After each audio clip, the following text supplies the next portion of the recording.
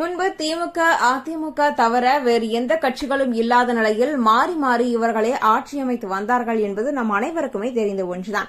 ஆனால் தற்பொழுது பாஜக, மக்கள் நீதி மய்யம், தமிழக வெற்றிக் கழகம், நாம் தமிழர் கட்சி என பல கட்சிகளும் உருவாகி இருப்பதால் தற்பொழுது திமுக, அதிமுகவிற்கு மிகப்பெரிய பலவீனம் என்றே கூறலாம். அதிலும் குறிப்பாக நாம் தமிழர் கட்சி ஒருங்கிணைப்பாளர் அண்ணன் சீமான் அவர்கள் 2026 தேர்தலில் கண்டிப்பாக வெற்றி பெறுவார் என்பதில் எவ்வித மாற்றுக் கருத்துமே கிடையாது என மக்கள் கூறி வரும் இந்த ஒரு தருணத்தில் நாம் தமிழர் கட்சி ஒருங்கிணைப்பாளர் அண்ணன் சீமான் அவர்கள் தமிழகம் முழுவதும் சுற்றுப்பயணம் மேற்கொண்டு மக்களை சந்தித்து ஓட்டுக்களை கேட்க வேண்டும் என்ற முடிவினை எடுத்திருப்பதாக தகவலானது வெளிவந்து கொண்டிருக்கிறது.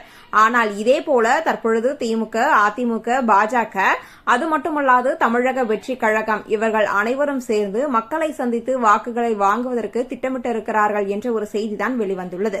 நாம் தமிழர் கட்சி ஒருங்கிணைப்பாளர் அண்ணன் சீமான் அவர்கள் செய்யவிருந்த இதே வேலையை தற்பொழுது மற்ற கட்சிகளும் செய்யவிருப்பதால் நாம் தமிழர் கட்சிக்கு மிகப்பெரிய அடி என்றே சொல்லலாம்.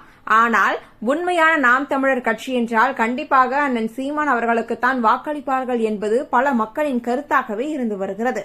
இவர்கள் அனைவரும் கூட்டணி வைத்தாலும் நாம் தமிழர் கட்சியினர் எந்த ஒரு கட்சியுடனும் கூட்டணி வைக்காமல் தற்பொழுது வரை 5வது முறையாக தனித்துதான் போட்டியிடுவோம் என்று அண்ணன் சீமான் அவர்கள் கூறியிருக்கிறார்.